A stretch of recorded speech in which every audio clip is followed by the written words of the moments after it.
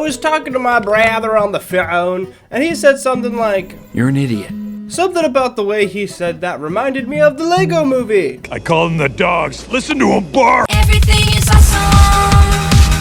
My wife was out of town, so naturally I had turned into a void blob without her.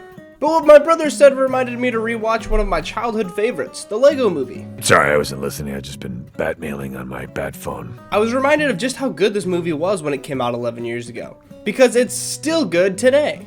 3. I am so pumped up! The attention to detail when it comes to fingerprints on the minifigures and the crack in Benny's helmet.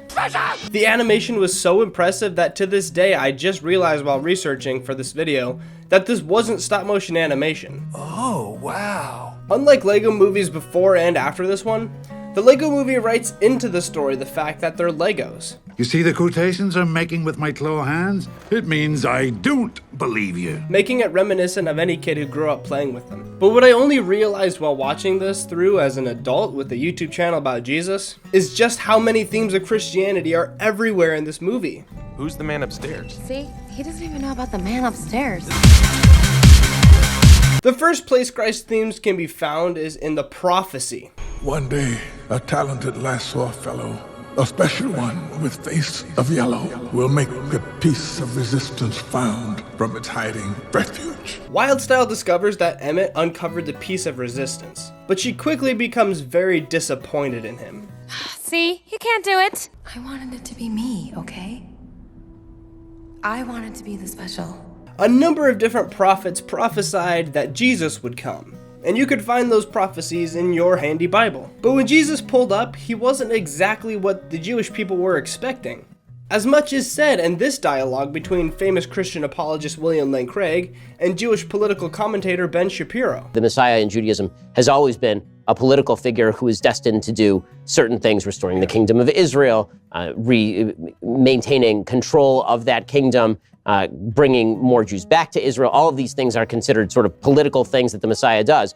I think you're absolutely right in saying that Jesus' understanding of the Messiah was radically different from the prevailing cultural understanding of the Messiah among the chief priests and the common people. But in the end, what Christians realize is that God's fulfillment of the prophecy is a lot better than what we were expecting. We expected a warlord to restore Israel to the glory under King David and Solomon when Israel was filthy rich. But what we got was much better, the forgiveness of our sins and salvation through Christ. The Lego movie perfectly borrows this concept.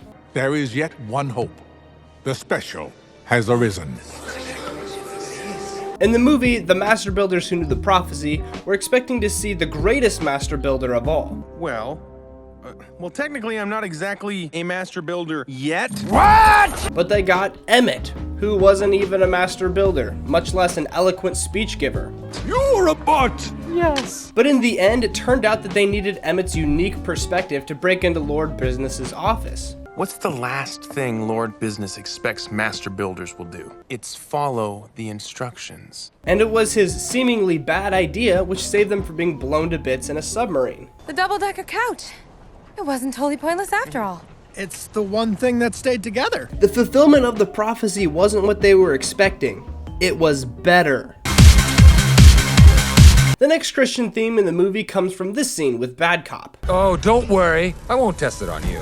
I'll do it on your parents. What? Hi, son. Hi. How's it going in the big city? Lord Business forces Bad Cop to freeze his parents with the Kraggle. Go ahead. Finish the job. And listen to what he says just before he Kraggles his own parents. Sorry, Dad. I have a job to do. Bad Cop's rationale for Kraggling his parents is his job. That's what justifies it. And I learned about an atheist philosopher named Ayn Rand who came up with what is known today as objectivism. It's a philosophy that believes that objective morality is true, but God does not exist. She believed that the height of man's existence is what he does for his career. But check out what Bad Cop's career has in store for him once Lord Business has gotten all the value needed out of him. Bad Cop, unfortunately I'm gonna have to leave you here to die. What? Sir, It's not personal. It's just business. Of course, no career today in the United States is gonna result in you having to kill your parents, and your boss would have to be pretty evil to leave you to die. But a career should be about serving others, specifically your family. A lot of careers result in you making a positive impact in the world, but at the end of the day, your career doesn't live on. Your family does. If your career isn't serving your family, don't keep working it. Bad Cop learned that lesson the hard way. But in the end, he comes back to the good side with his parents and helps the Master Builders defeat Lord Business. I hope there's still a good cop in me somewhere. I'll hold these guys off. You go stop them. Yay! Lord Business's philosophy is especially evil. Listen to this clip of Wildstyle explaining. All the people of the universe were once free to travel and mingle and build whatever they wanted. But President Business was confused by all the chaos, so he erected walls between the worlds. In The Lord of the Rings, Sauron's evil motivation is that everyone in existence should serve him. Morgoth was the master of Sauron. His evil philosophy was much worse. He hated everything that God made because God made it.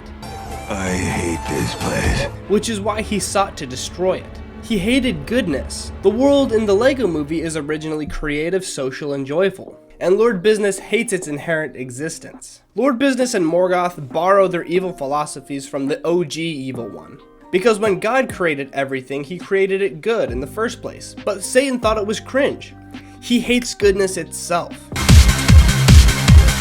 And then the most obvious Christian theme of the movie is when Emmett sacrifices himself to save the lives of all the Master Builders.